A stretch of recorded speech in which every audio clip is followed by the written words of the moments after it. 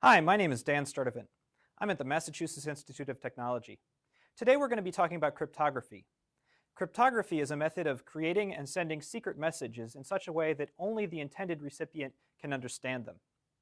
Now, this is important for a lot of reasons.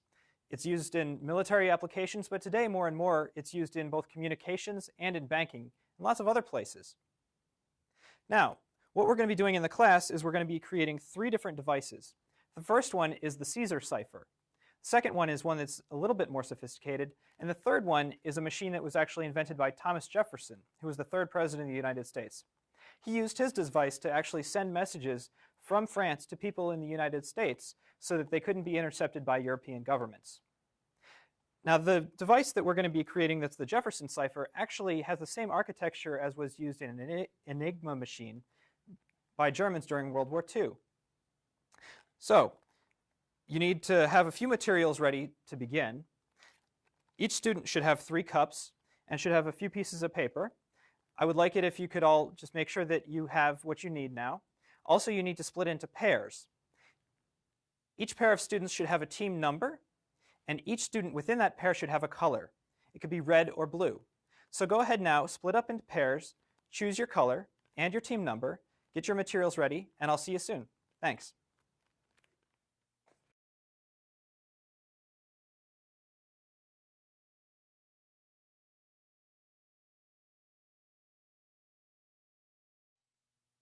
Hi, welcome back. I hope you all have your devices, or you have all your material ready to create the devices. Now we're going to figure out how to turn them into cryptography devices so that we can proceed with encryption and decryption. So the first thing that you should have is you should have a worksheet with 7 columns in it. 2 of those columns should be blank, and 5 of them should have your alphabet in order down them.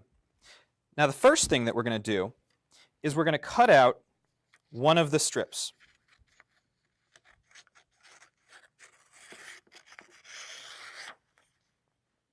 Now this strip is going to be used to create a random sequence of letters.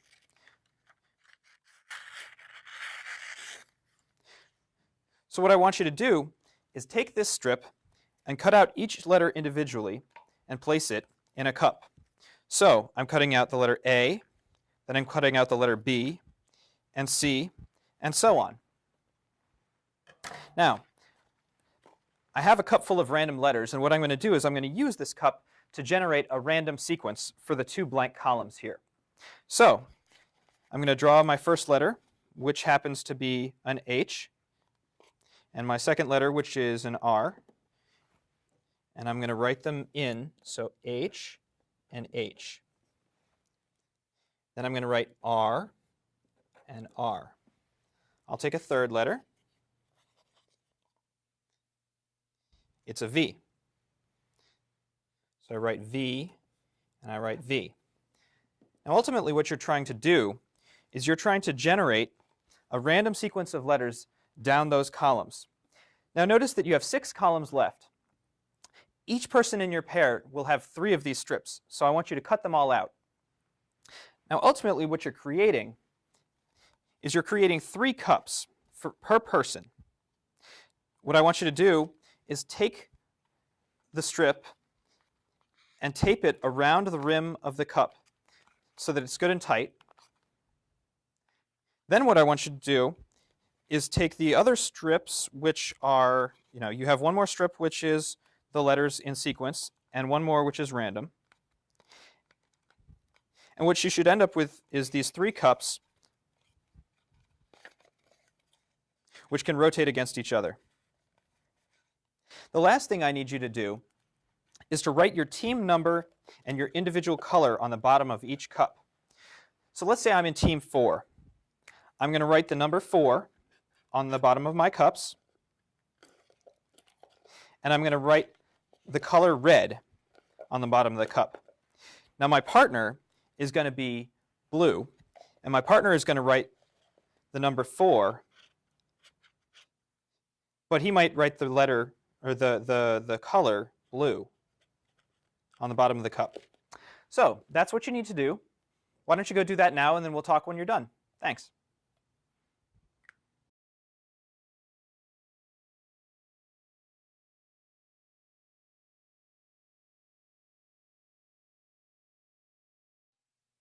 Hi, welcome back. Now the fun part begins. We're going to start by creating and sending our first message using the Caesar's method. This method was used by Caesar to send messages to the battlefield. So what I want you to do first is to start with the cups that have the alphabet in sequence. Next, what I want you to do is get together with your partner and choose a key that you're both going to use. The key in this instance is a single letter. So I'm going to choose the letter F for my key. The second thing to do is to choose a message to send to your partner. Now make sure the message is nice right now because other teams are going to try to crack it later in a different module. I'm going to choose the message hello. Now, both of these things are inputs to the cipher machine to create the secret message. What I'm going to do first is I'm going to take the left-hand column and find the first character in the alphabet, and I'm going to line that up with the key, which is the letter F. What I'm going to do then is I'm going to find the first letter in my message in my left-hand column and look at my right-hand column to see what letter to write down as the encrypted version of the message. So in this instance, it's the letter M for H. I'm going to find E.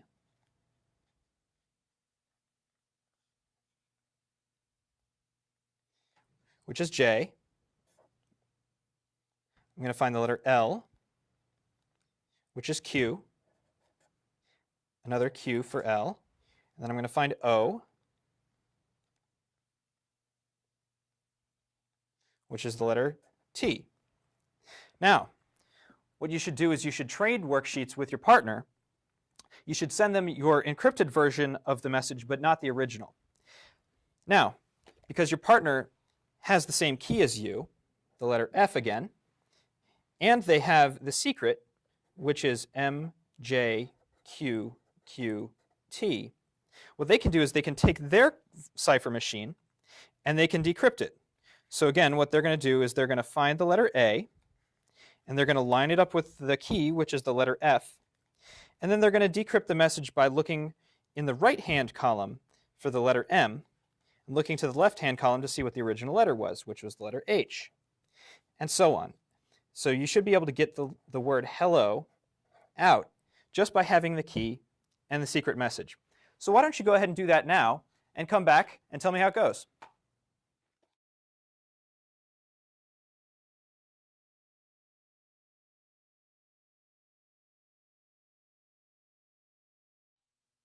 Welcome back. I hope sending your first message went well. Unfortunately, the cipher you used, Caesar's method, was not a very good one. The reason for that is that there were only 26 possible keys, in the English language anyway. In your language, it's just whatever number of characters you happen to be using in the device you just created. The problem with that is that someone could intercept your message and only have to try out 26 possible keys before they would get it. So what I want you to do is I want you to trade your encrypted message with a team that doesn't have your key. What they're going to do is they're going to try to figure out how to get the message out without it. You're going to receive a message from another team, and you're going to try to figure out how to do the same. Now, you could do this the hard way by trying out 26 possible keys, but there are other easy ways of getting the message out more quickly. One of them is to look for statistical patterns in the particular language you're using. The reason for this is, for example, in the English language, there are two letters, A and I, that make up single letter words. If you saw a message that had only a single letter in one of the words, you could easily test those first two letters first, and then you would only have to try out 2 keys instead of all 26. There are lots of other patterns you can use in different languages to try to get messages out more quickly. So what I want you to do is I want you to try to go and crack each other's code. We're going to have a competition to see who can do this most quickly. So good luck. See you soon.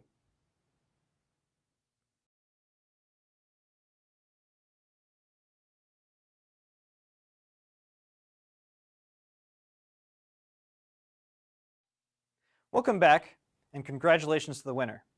Hopefully that lesson taught you 2 important things. The first is how to crack messages using statistical or language-based or even brute force techniques.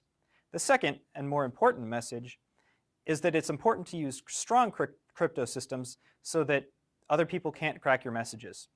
The reason that the last system was so weak is because it only had 26 possible keys. That's because there were 26 possible letters in the English language. The next system that we're going to try has 26 factorial possible keys. The reason for that is this. When you generated your random strip of letters, first you drew from 26 possible letters. The second time you drew, there were 25 letters left in the cup, and so you had 25 possible letters. The third time, you had 24, and so on until the strip was completely filled in, down to 1.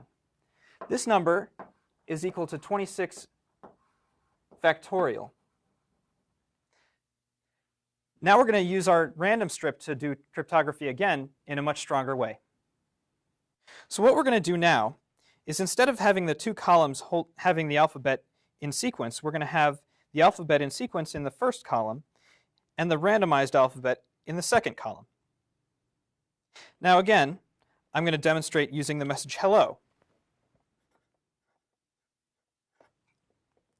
Now the key is still the letter F, because I have to line up A with the letter F, but it's also stronger because I have 26 factorial possible combinations of letters in this column. Now I've got a different cipher machine. It's no longer a Caesar cipher, but I can go through the same process. I'll find H, and this time it's Z. I'll find E, it's Y.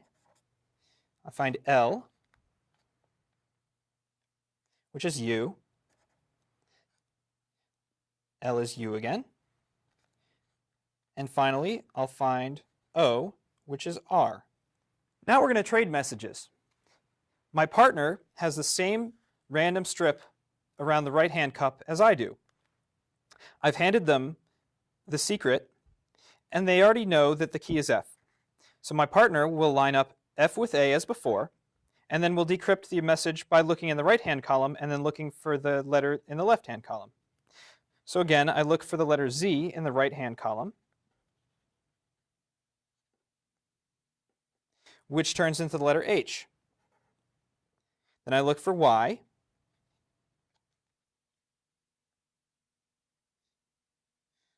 which turns out to be E, and so on, until I get the word hello out. So why don't you go ahead and do this. Try it again with the left-hand column being the alphabetically ordered column, and the right-hand column being the random one that's 26 factorial strong. Bye.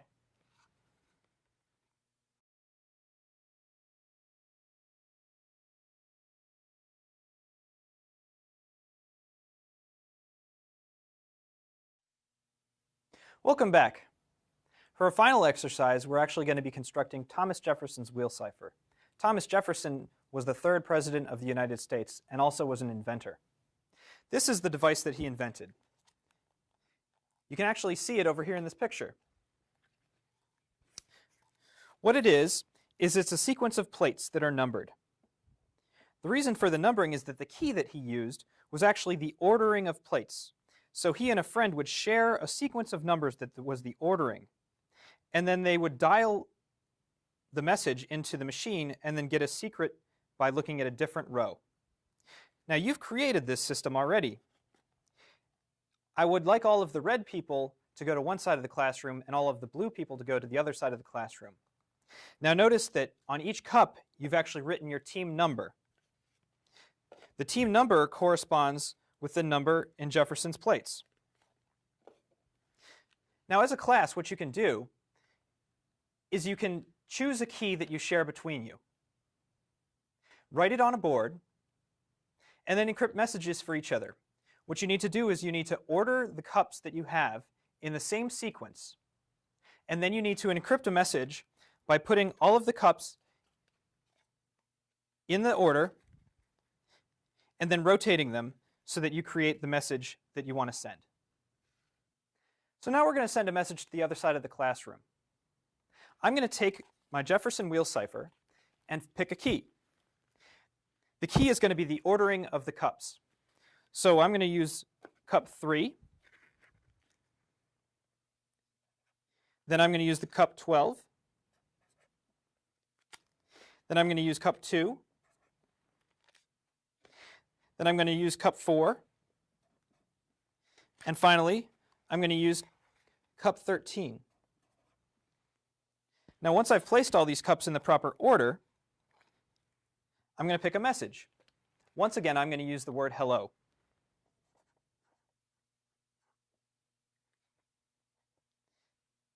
In order to encrypt this message, what I'm going to do is I'm going to find the word hello by spinning these cups in the plated order. So first I find the letter H, then I find the letter E, then L, L, O. Now, in order to create the encrypted message, what I'm going to do is I'm going to pick randomly a different line on the cups. In this instance, I'm going to pick F, N, H, T, and D.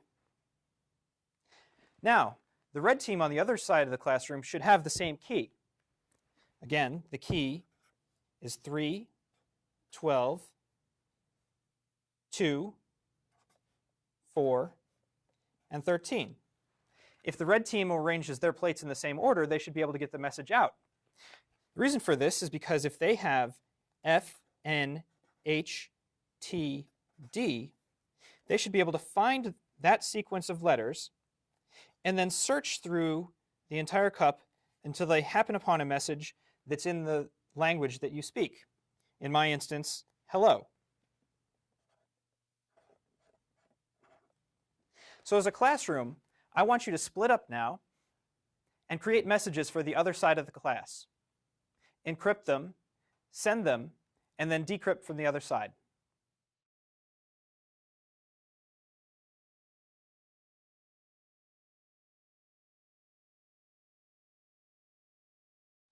So in closing, you actually have a device now that's very powerful. The same architecture was actually used inside Enigma machines during World War II by Germany. Now, modern cryptography doesn't use letters. It actually uses bits inside computers, but the principles are all the same. You have all the basics that you need to get started. There are a lot of exercises you can do in computer programming or in mathematics to better understand the field, but in general, you really understand all that you need to know to get started. So I hope you had a good time, and I hope you're interested in this topic in the future. Thanks.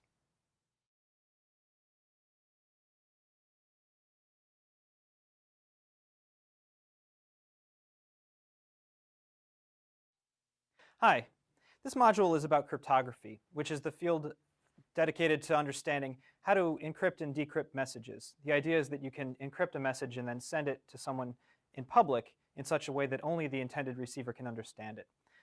This is a very interactive module. Students will be creating cipher machines out of cups and out of paper strips.